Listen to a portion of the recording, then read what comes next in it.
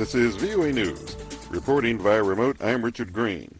The special U.S. House Committee investigating the January 6, 2020 attack on the U.S. Capitol heard testimony Monday about former U.S. President Donald Trump's false claims of voter fraud, which he blamed for his loss to Joe Biden in the November 2020 presidential election.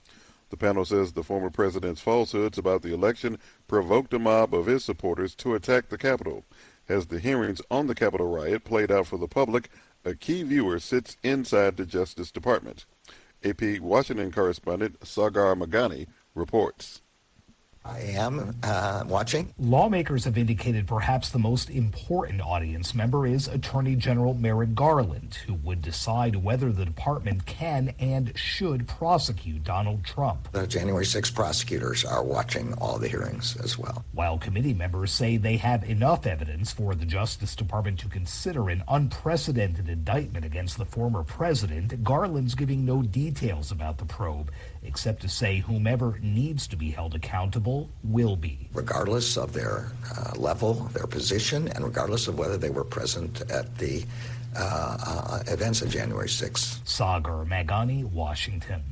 Wall Street entered into a so-called bear market Monday due to fears about a fragile economy and stubbornly high inflation. The S&P 500 sank 3.9% Monday, falling more than 20% below the record high it set in January. Ed Moya, a financial markets analyst for foreign exchange company Oanda, says Wall Street jitters won't subside anytime soon. After the summer, we'll have a better assessment on the strength of the consumer and exactly how some of whether or not we are seeing the peak of inflation. And that will be when we'll be able to have a better assessment on when that could happen. But right now, you're seeing markets dramatically shift their expectations on when and how long this next recession will be. This is VOA News.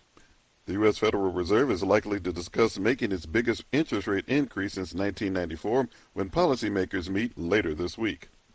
South Korea's top diplomat said Monday that North Korea has completed preparations for a new nuclear test. South Korean Foreign Minister Park Jin made the claim after talks with the U.S. Secretary of State Antony Blinken in Washington. At a joint news conference, Blinken said Pyongyang should refrain from conducting another nuclear test. A nuclear test would be dangerous. It would be deeply destabilizing to the region. It would blatantly violate international law as set out in multiple United Nations Security Council resolutions. Both Park and Blinken stressed the door remains open to North Korea for negotiations without any preconditions. But Blinken said the U.S. and South Korea, as well as Japan, could adjust their military postures in response. U.S.-based entertainment giant Walt Disney has been unable to obtain permission to show its new Pixar movie Lightyear in 14 Middle Eastern and Asian countries, a source said Monday. The animated film depicts a same-sex couple who share a brief kiss, which prompted the United Arab Emirates to ban the film. The UAE said the couple's relationship violated the country's media content standards.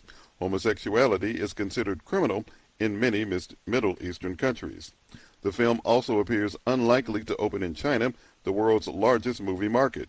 A Lightyear producer told Reuters that authorities in China had asked for cuts to the movie, which Disney declined to make.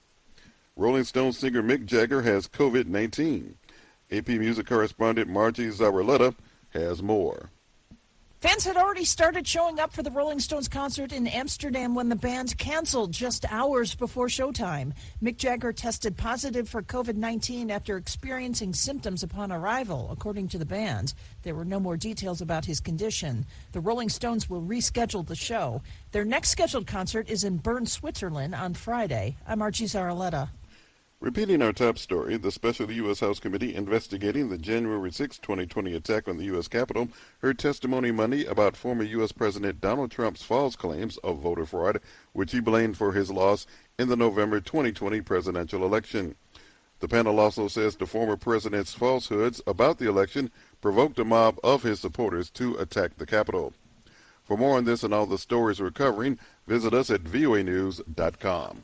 Reporting via remote, I'm Richard Green for VOA News.